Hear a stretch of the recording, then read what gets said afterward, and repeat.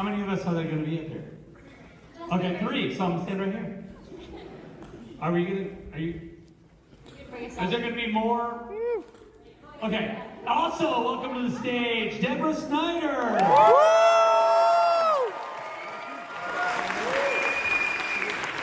And also welcome to the stage, Wesley Collar. I'm sorry I don't have that exotic accent of the Voice of God, which was really amazing. I want to say thank you guys for coming out, and I really appreciate the amazing support and the incredible, well wishes I get from you guys. It's just too much. It's like, I'm like, oh my gosh, you guys are amazing. I want to also thank Netflix for being so awesome and letting me make this crazy movie, because they are a brave group, and I thank them for that because they are incredible. They have the only, probably, it's like the only pipeline in the world where like they are able to, just take a movie and just give it to the world in 1 second, and I just find that incredible. And I hope you guys not only enjoy it here, but enjoy it over and over at home. You can also dedicate one television in your house. It doesn't have to be maybe in the other room, or you can just like look and look, that's that part, and then you just watch, and then you. And don't forget, it's a suggestion. Double thumbs up. Oh, and rewatch 1 because you're gonna be like, oh fuck, what happened? How did they get here? You guys probably did that before you came tonight. But, yeah. I like that. Yeah, we were. I forget where we were, but somewhere. I was supposed to talk about movie 2, and they were like, could you recap movie 1 for us? And I was like, are you crazy? Are you crazy? You turn your phone on and go watch it over there. But I'm sorry. Again, though, I really appreciate you guys, and I thank you so much for the support. And I'm sure Debbie has also an interesting story. No, I'm not. Just kidding. I'm sorry. I just want to say that it takes so many people to bring movies like this to life. And, we worked with so many talented crew and actors, our post teams, our visual effects teams, just so many people that are behind the scenes that never really get the credit. So I'd love to give them a round of applause. They really become our movie family for us, and we worked with a lot of our team over and over, and they're so valuable. Especially this man standing right beside me, Wesley. Wes. I think after that, to follow that up, the amazing thing is that we do this with the privilege of then being able to share it with all of you. And so thank you all for all of your support, all of the years that you've supported the projects that we've worked so hard to create. The love and the kind reception from you all has been amazing. And so without further ado, I think you want to watch a movie. Let's watch a movie. Stay afterwards because we're going to have a Q&A with some special people. Hey, what's up, guys? It's me again, Jonathan. I'm going to do a quick review of Rebel Moon, Part 2, The Scavenger. Before I talk about that, I will just mention quickly about the Part 1. I enjoyed Part 1, but I didn't love it. It had problems. You can tell that it was so much cut out, and it shows. So it didn't let the characters, like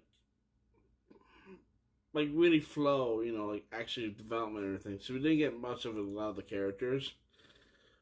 But overall, I was still entertained. But it wasn't like, oh my god, this is amazing. It was entertaining.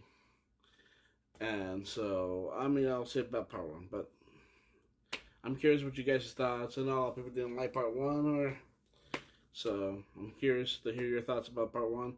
Okay, so Part 2, I actually was able to, before I started talking about the movie, I was able to be invited, or got tickets to the Netflix premiere of Rebel Moon, Part 2 of The Scavenger. And yes, Zack Snyder was there. You can see in this video that I did meet him. So, all right. So when do I start? It's just gonna be spoiler free. So obviously I don't want to keep it spoiler free, and so I'll put it this way. All right. If you're not a Snyder fan, this is not for you. But if you're a Snyder fan or just enjoys films, you'll be able to enjoy this movie more. Part 2 is actually an improvement from Part 1. It feels like more like a movie. It doesn't feel like anything's really missing. It actually is more cohesive and more well put together. Is it a perfect movie? No. So, I mean, obviously, this is a continuation from last one. If you saw Part 1, you know what happened in Part 1. Cora and her team return back to the village. They think it's over, they're not going to come back. But it turns out the guy she killed is not actually dead, and he's revived back to health, and comes back. Well, they find out they're coming back in 5 days, so they got to train, so they get to defend themselves, defend the village before they destroy them. And so yeah, it's a simple plot. That's basically the plot of the movie. Part 2 was. First of all, visually it looks good. The action was good. The acting was good. I actually was way more entertained in this one than I was in Part 1. And the characters, again, it felt like more characters. We get a little more, we actually get some development of the characters, like their backstory, like why they're in the situation they are. So, it was just nice. But, it's a perfect movie now. So this, honestly, I'm gonna keep it short and simple. If you liked the first one but you didn't love it, you will like this more. This is the improvement. That's just better than the Part 1. So yes, I recommend checking this out. Part 2 will be released on April 19th on Netflix. So there you go. So I do enjoy this movie. So honestly, I'm trying to keep it short and simple. Sorry, I'm rambling. Like, I'm all over the place right now. I'm still tired from yesterday. I only got 4 hours of sleep. Just took a little nap, but it didn't give me enough. But we'll get more later. But overall, I'm curious what you guys' thoughts are. Are you looking forward to Part 2? Did you like Part 1? You think Part 2 is going to be better than Part 1? I'm going to get to you. It is better than Part 1. The action's really good. I really was enjoying it. The audience in the theater were clapping, cheering, laughing, it worked out. It was awesome. So, anyways, that was my short review of Part 2. I hope you like that. Before I go away, before I end this review, I want to talk about Zack Snyder. Yes, I did have to meet him. And he is so cool. He was so down to earth and everything. This guy is so nice. And I wasn't sure I was going to meet him because they didn't really explain what was going on. Well, obviously, this new guy was handing my line because we had wristbands when we got there. But then some of us got upgraded to the teal wristbands, but didn't tell us what it was for. So when we got in, and we did the line for right in front of the Netflix store, we didn't know what it was for. We didn't know what we were doing. Well, I'm going to be honest, I was a little bit irritated about just standing there for a while because I was like, what the fuck am I doing? Like, everybody else is enjoying themselves, getting popcorn drinks, taking pictures, talking, meeting other people. And my buddy and I were just standing there. I'm like, what is going on? Well, it turns out there's a reason why the 2 wristbands exist for. Because it was very limited of the 2 wristbands. So, when you walk in through the gate and get your ticket, there is on the side. Yeah, sorry, my neck is a little sore. On the side, when you walk in your right side, there's a Netflix logo, like the giant light one. You take a picture in front of that, and then they have this big wall board of the poster. You can take a front of that on your phone, or if you want, there's another one over there, but it's through this bigger camera where it makes the 3 photos into one video. And and they will send it to you through the text. So there's that, and so yeah, I'm looking over there, and then I hear people are like getting excited, and security guard just got over there. It's because Zach and his wife were right there. It was cool. I tried to take a picture from like my certain distance, but it just kept getting blocked and everything. So I'm like, okay, obviously he's probably not here to meet the fans like that. He's probably just here to do this photo thing, go up there, talk about the movie. We watch the movie, and then we hear more about the movie. But when he got closer, he was not walking to the theater. He was walking towards the Netflix store. And when he walked to the Netflix store and he walked inside, and then I noticed there was a table with the cloth over it saying Rebel Moon, and I saw a bunch of Rebel Moon books. Then I realized, my buddy and I realized that, holy shit, we're about to meet Zack Snyder. So it was, so yeah, I got excited. I'm not gonna lie, I got a little nervous. So, anyways, got to meet him, got a photo with him. I mean, if you follow me on Instagram, Facebook, or TikTok, you saw the photos. But if you saw it on Instagram or Facebook, you saw more of the photos. But he was cool. He was really nice. So yeah, I did get stuff from it. First of all, the popcorn box was just this. So it was simple, but it's kind of cool. I took it home because I liked it. It was cool. And so it's just the box. And then, but the book they were giving out for free, all of it with the teal wristbands, was this. They had a foreword by somebody in the book, and then also just all pictures, like from behind the scenes or the characters, from the movie Rebel Moon. It was pretty cool.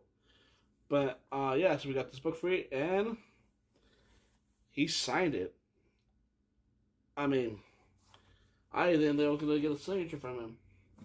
So yeah, that was really cool. Oh yeah, when you get your ticket, they gave me a little another one, like a ticket, but it's not a ticket. Looks like more like just to promote the movie, but no, it was just say keep this card. You will, if we go to the Netflix store, use this, show them this, you get a discount.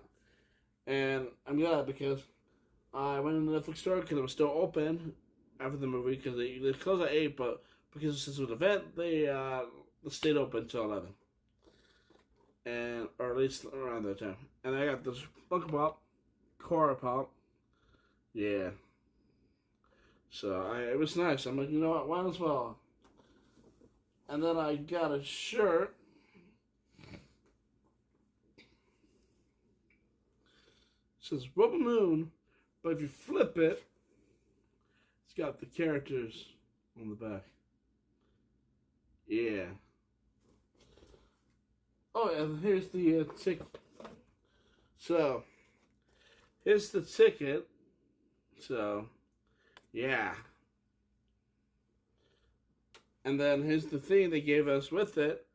Again, it looks like it's just like a, little pamphlet you could give to your friend and, like, hey, the movie's coming out, just keep this a reminder. But on the back, it does say keep this ticket to the store, get a discount. So, yeah. It was cool. I was worth it. I had a great time. And it looked like everybody had a great time. Some people were jealous, obviously, because teal wristband. So if you ever go to the event and they get teal wristband, or they give you a different color wristband from the main wristband, that means you've been selected either to meet the cast or go something or just something special. So be aware of that. But overall, I really enjoyed this movie. I hope you guys do. Check it on Netflix on April 19th. Oh yes, and just to let you know, we don't know what the release day is, but it's confirmed that Zach and the team are working on the director's cut. It will be an hour extra long for both parts. So when, we don't know, but it is coming. So be on the lookout for that. So if you're a fan, again, like Deborah Snyder said, he is known for his cuts. So overall, that's the video. Don't forget to check out the legendary supplements. Today was the launch day.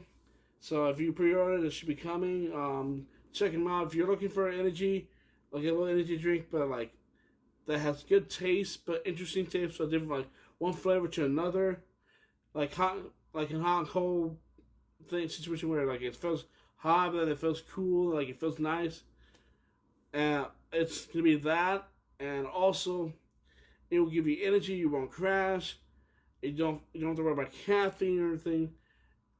If you like Monster like I do, but you never get sometimes you get the energy, but then you crash at the end or crash halfway through the day, you're not gonna worry about that. It gives you energy, and it doesn't crash you, and you can take a nap and still be fine. It won't affect you. It just gives you energy, so you can be able to do your job or go work out or whatever it is that you need the energy for, or go drive down the hill but you know you're tired. It will give you that energy. I promise you that. Check it out. The promo code will be right here. Check it out. Get that discount. And I hope you guys enjoy that. I will see you soon. Have a great day. Way better. What do we think? I hear some good applause.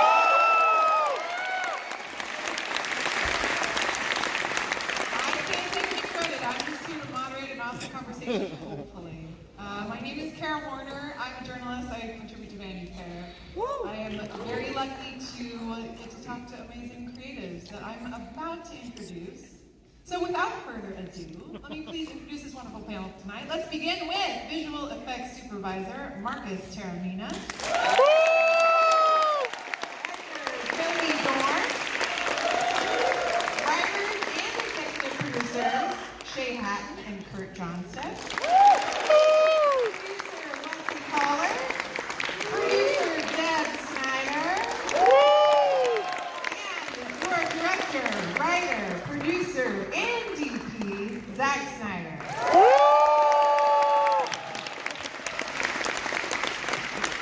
Look at this group. We're overhydrated. We got lots of water. It's impossible. Mr. Snyder, do you ever consider not doing all the jobs?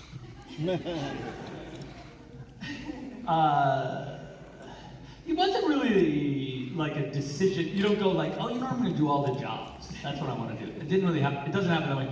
You know, because as far as the big weird job that I did, I mean, in Hollywood was I was the cinematographer, right? That's the weird job that I shouldn't have done, that they would say I shouldn't do. People would say I shouldn't do.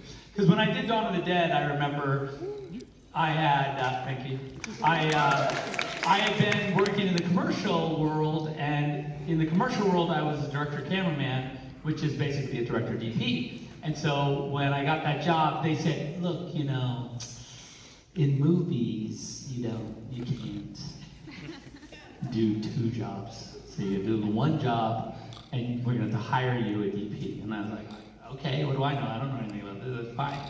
But Matt Leonetti, who was the DP of that movie, who's amazing, he's a great guy, he was incredibly generous with me and incredibly, he knew that he would, because like, we would do setups and he would see that I was impatient and freaking out. And so he'd go like, you know, Zach, why don't you go over there and shoot a shot or something, you know? Make yourself busy over there. Go shoot some close-ups of those keys or whatever. So I had a second unit, and we had like this Innovision lenses, which were these kind of weirdo, super close-up. So if you've ever seen the movie, there are these like crazy giant close-ups of guns and weird. Those are all the shots I did when I was in between setups when he would say like, get out of here and go shoot something while we make the movie over here. And then I would come back and be like, can we film now? And he'd be like, yes, it's ready. And I'd be like, okay.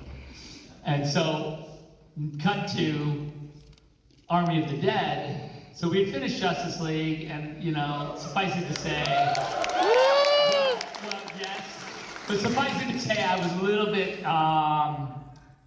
gun shy. Maybe that's the way of putting it.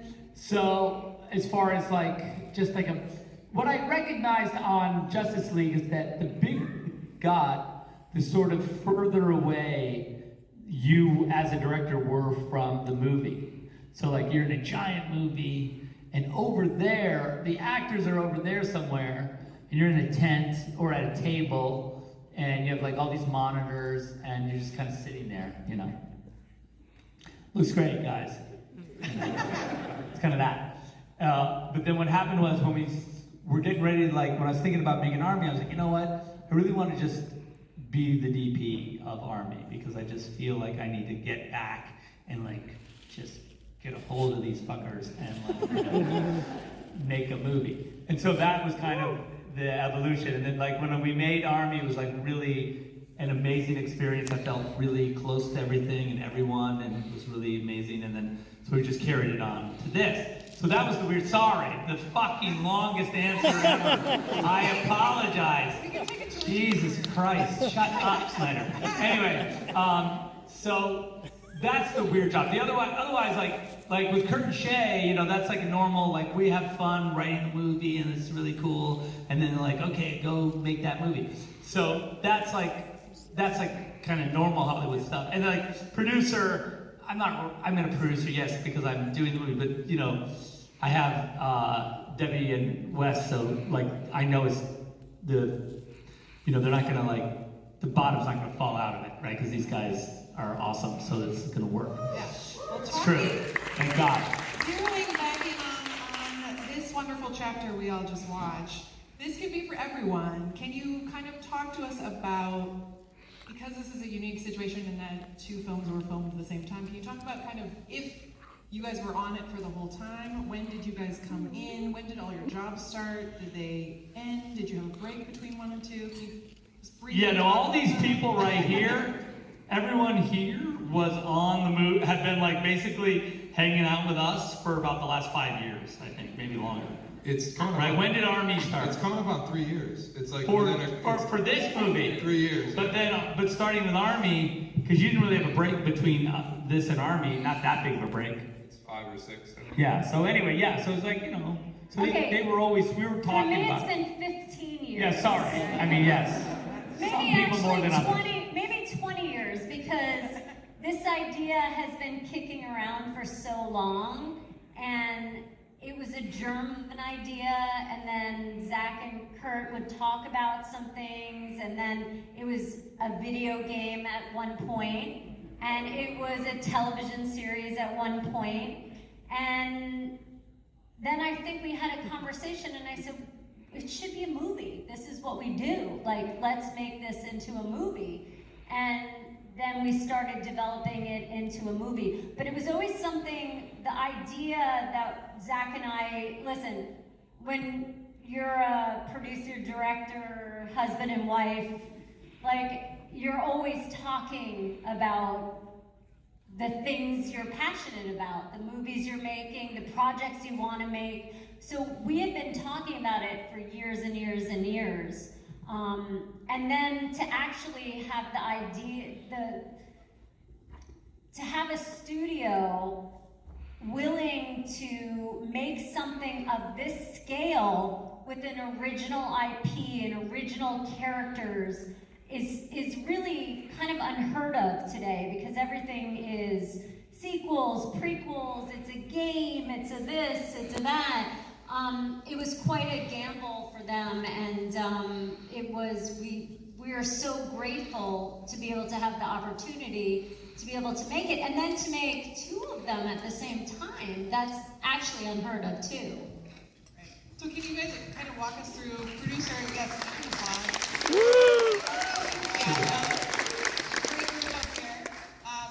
Producer, writer, editor, the VFX team, can you talk about kind of when, like for part 2, I'm just curious, what things were you excited to dig into on the second chapter? Obviously you filmed it all at the same time, but was there some sequence that you were excited to get to? Was there something from script that you were so excited to see? Well, Dodie, I mean, I think that because we shot the whole thing at the same time, and Dodie was cutting all along, we would have basically, the movie was kind of happening. I don't know, was there any, I mean, I guess, Dodie, talk about a little bit, like, one of the sequences, and then I'll let her talk about it, I'm sorry. One of the sequences is like, I think we showed the crew, like, near the end of the movie, we showed the crew the scene where Sam gives the banners to everybody, and and I think it was harvest. It was when we were shooting. Yeah, we were still shooting. Middle of shooting, yeah, but about 2/3 of the way through. Yes. It's like a sizzle reel. We call it the silver bullet. Yeah, silver bullet to like make everybody get psyched up because it was a long shoot. They were all ready to probably quit or whatever. So we were like, look at how cool this was. And so I remember like we sat and talked about, and so that was still 2022. We're cutting scenes for the harvest, and so that's right. I mean, We just cut. I mean, I cut everything as quickly as soon as it was shot. I would cut it, and something I do with Zach that I don't do with every director is I send him the roughest version of the scene, meaning the next morning he'll get a cut, and he might still be working on that scene, and he'll see storyboards and shots missing, and it might inform your work that day. I presume it does. yeah, I love it. It's amazing. It's also cool and weirdly inspiring to, like, you drew something, at some point in the past, and with Kurt and Shay, we had written this cool sort of script, and then as you're shooting it, like, say I'm in the car on the way into work, and I'm looking at the scene kind of come together and everyone, doing their amazing acting and amazing stunt work and production design and all the things, and it's just really, it's incredibly, that's when I see it, you know what I mean? It's weird because people are always like, when you watch the movie, maybe I see it then, and then I see it, like I watched Watchmen, like literally it was on HBO, I think it was like, it's on now, but it was on, I watched it like maybe 4 or 5 days ago. I was just laying in bed and it was on and I watched it. And it's weird, like for me, like that's the other time I watch it, like 10 years later, Like those are the weird, like that's and for you guys it's different, like you get to see it kind of in a single shot, where I kind of like, it's pieced out to me in this weird way. You guys are you're living with it differently. Yeah. Dodie, I have to just backtrack. Does that mean you're working vampire hours when they're shooting? And you're cutting overnight? Maybe a little. As soon as I get the material, I'll cut it. But I wanted to speak to what you said about Zach doing all the jobs. Of course, he did do a couple more jobs, like drawing all of the storyboards for the entire movie. I get in the editing room and I cut together long before they start shooting. I build the whole movie with the storyboards, and it really helps me in the cutting because the script supervisor has them all numbered, so all the shots come in, and we're building from his storyboards. It's fantastic. That's amazing. Also, I want to say that, I don't know, Jared, are you here? Yeah, so very good friend of mine and longtime collaborator, Jared Parrington, amazing artist. Like really, to call him a storyboard artist is rude, I think. I doodle, like... Disrespect to storyboard. No, by the way, absolutely, because that's what I kind of like, I would say. But like, so what Jared would do for me a lot of times, because when I ask him to draw a little sequence, he'd be like, okay, fine, I'll draw a sequence for you. I don't want to. I want to draw these cool paintings, is what he does. So like, I'll say like, oh, it would really be cool if I really want to like get excited about this scene, and we'll talk about it, and then Jared will knock a painting up that is fucking crazy, and then I'm like, okay, I want to make a movie now. And so I think he's back there, and he's a genius, and thank you, Jared. And all the storyboards, as well as the paintings, really inform what Marcus does, because a lot of times if things aren't thought out in pre-production, it costs a lot, there's a lot of stuff thrown out. So I know, Marcus, can you talk a little bit about how this process affects you? Yeah, absolutely.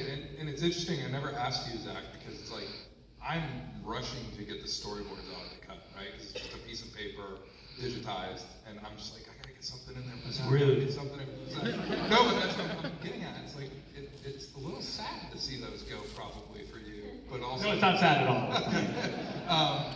But yeah, I think a lot of the artwork. When Jared's drawings go out, it's sad, but when mine go out, it's fine. But even Jared's artwork too.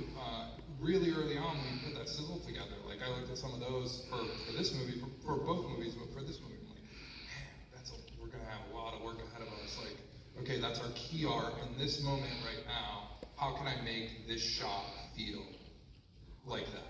And some of the shots in here are almost one-to-one matches, like the Dreadnought crashing, you know, like that's my eye on the prize. I gotta make it look like that. I gotta make it feel like that. Like taking that one piece of art still frame and putting it in motion is like super important. And, you know, like you're very, very vocal along the way with, you know, I want this is important in this board.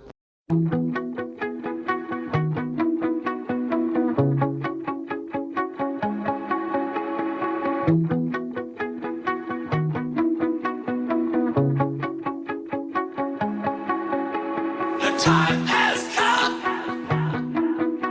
to say fair's fair, to pay the rent, to pay our share. When I wake up, well I know I'm gonna be the man who wakes up next to you. When I go out, yeah I know I'm gonna be the man who goes along with you. If I get drunk, well I know I'm gonna be the man who gets drunk next to you. And if I heaver, yeah I know I'm gonna be the man who's heavering to you. But I would walk 500 miles and I would walk 500 more just to be the man who walked 1,000 miles to fall down at your door. But I would walk 500 miles and I would walk 500 more just to be the man who walked 1,000 miles to fall down at your door.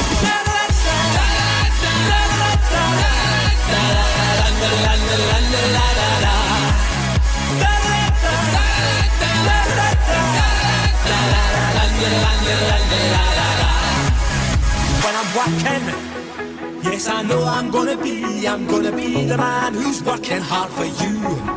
And when the money comes in for the work I do, I'll pass almost every penny on to you.